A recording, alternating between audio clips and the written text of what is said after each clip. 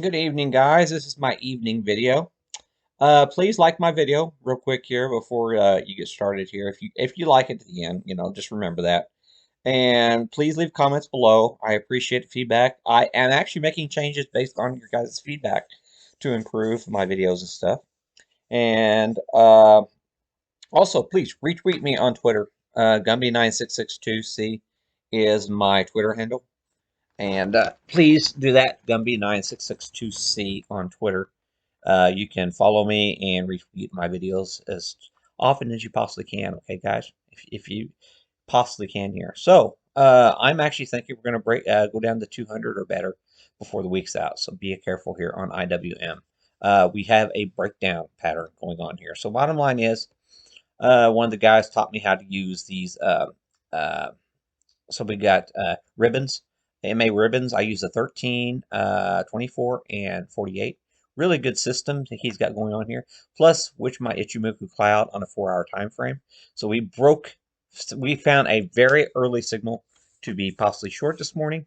Bottom line is, look what they did here. They took us higher. It was the strongest out of the gate this morning. IWM was the strongest out of the gate, and they just creamed it, just like they've been doing all for the past week and a half. And every pop's getting sold right into. It got destroyed today. Some major carnage happening here in IWM. So what is happening with IWM? There's three main things that drive price in IWM. The financials, okay? Particularly the regional banks, okay? We'll look at that here in a minute. Your biotechs, okay? Keep that in mind here. Your biotechs are really important for your region for IWM and primary, and then also your energy sector. Okay, so I'm going to start with the financials, and we will go from there. And I'm going to start with XLF, XLF here to explain what's going on here.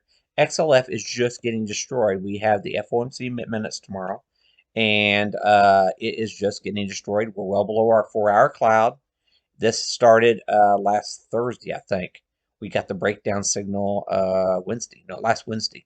Last Wednesday we got the breakdown signal, and we just continue to wick out lower lows so far here on this financials. Hard telling how far down we can go here. So just keep that in mind. Completion of the pattern, of course, you would have 100% completion would put us all the way down here to the prior lows here on our XLF. I don't know if that's going to happen or not, but that's something to definitely keep on watch here. We are even below our signal line here on the 4-hour chart, closed right here. Uh, so it's actually the lowest close on the trend so far here going into tomorrow here on the financials. KRE, that's your regional bank ETF. It's even getting hit harder here. Bottom line is any type of it's not backwardation. It's called whenever your yield curve is not lined up in sync, it causes, and you not only have a flattening yield curve going on per se, but you have some equities or bonds. 1 second here. Let me get it going here. Okay, I mentioned this before here. The 30-year is still out of sync with. So bottom line is the yields should increase with time, and the 30-year is still out of sync. So keep that in mind here. We're going into tomorrow. So the 2-year is, you know, see, look what's going on here. You got the 10-year, 2.54, and then you got the 20-year is way up 2.74. Then you got the 30 years, 2.57. Okay, so keep that in mind. You don't have these repaired yet. You know, these things are supposed to go in tandem. And a lot, what's really going on here is, what's going on is a lot of disruption going on here in the bond markets, and it's causing a lot of havoc underneath the hood in the markets. And now here we got the Fed minutes coming out tomorrow, and immediately after they announced the press release on the last Fed minutes or the Fed meeting, they raised basis points 20, quarter point. They had multiple people on the board coming out saying they wanted 50 basis points.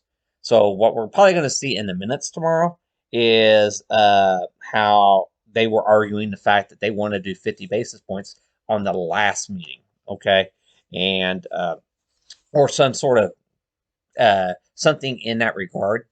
And so it's going to actually put more pressure on possibly tech here, that we might get at least a 50 basis points rate hike, and they might start pricing in a 70 a three-quarter point rate hike to catch up from last time. So keep that in the back of your mind going forward here. Tech should be under pressure tomorrow going into that, in my opinion. So I just don't see some outstanding with all the disruption going on in the financials and IWM. So keep that in mind. Okay, XBI has been under pressure for a very long time here. And so basically what we had going on here, we broke the 13 on my XBI, and we're barely holding the 24. And our signal line here on the Ichimoku, this here was giving us an initial swing short signal for the overnight session. So keep that in the back of your mind going forward here, that we are possibly getting, people were actually putting on new short positions possibly here in our biotechs. Okay, keep that in mind. This could be setting up for a, it's still an early signal, but this could very well be setting up for a leg down. XLE, I want to talk about that one in tandem here. So we did break down here today on our 4-hour charts. And so bottom line is we broke our Ichimoku cloud. We broke away from our ribbon. Okay, we were well, and we tried to back test the our signal line. We couldn't even quite get up to our signal line, to even back test it there. So this is really looking bad for a possible cycle down here in our energy, XLE. So keep that in mind going forward here, that this big crowded trade of everybody getting in long the XLE area, it might be coming off here for the short term at least. So this is one of the most bearish signals that I've got going on today. And in that regard, I do want to go into HYG. So bottom line is, this is what's also impacting the IWM going forward here. And what's going on here is the high yield bonds, or the junk bonds. IWM has a heavy weighting of the low grade corporate debt in the 2000 stocks, which they have on their books. So whatever happens with the high yield bonds can be devastating towards the IWM going forward. And what we have going on here, we have a breakdown pattern also in the high yield bonds, and this is an H pattern, potential breakdown pattern here in HYG going into tomorrow's Fed minute situation. This is not a very good scenario in my opinion. So keep that in mind. What we are setting up here. So this here was giving us the signal to go swing short high yield bonds for the overnight session into tomorrow's, suggesting we might be revisiting these lows here in a not so distant future. So definitely keep that one on watch. And then if you go and look at J and K, that's even worse. Okay, J and K, our support was up here, so we turned old support into new resistance. We came up into that resistance. We are failing back away from the junk bonds here, below all of our signal lines, and we're coming down hard here on our junk bonds. Like I said, these have a major impact on our IWM going forward. So definitely keep that one on watch going forward here. That's a few things that's happening in that. And then we have the LQD also. That's your high grade. And these have all been supported by the Fed. And in the minutes tomorrow, they might talk about a little bit about the balance sheet in the actual minutes that may have not actually been fully disclosed from that prior meeting. So keep that in mind here. A lot of the balance sheet has been expanded with this LQD. They've been buying up high grade corporate debt. Okay. And so we might be getting some more details on that, and that might be impactful on this. And honestly, based on my Fib fans, this right down here looks like the 118, 117.50, 118 area. That is actually, in my opinion, the bounce target. I had views Fib fans last week with the ZNs, and I timed it perfectly, almost with within 5/1000ths of a tick, calling a potential at the time a swing low for last week, and I'm thinking we're going to be doing the same thing this week here on the LQD. Okay.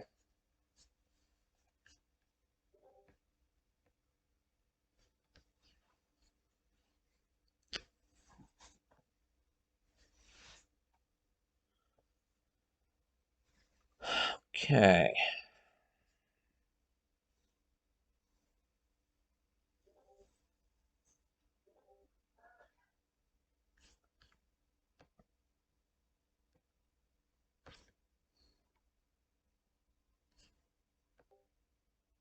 Okay, guys.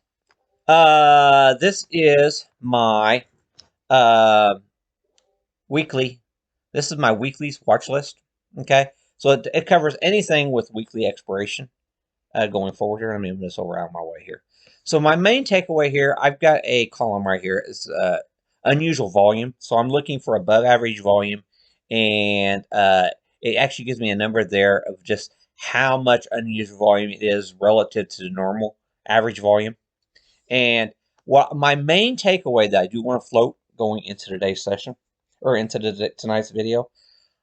Yesterday we had that move up in the markets, and there was virtually, I think there was three names on this entire list. There's 560 some, 570 some stocks.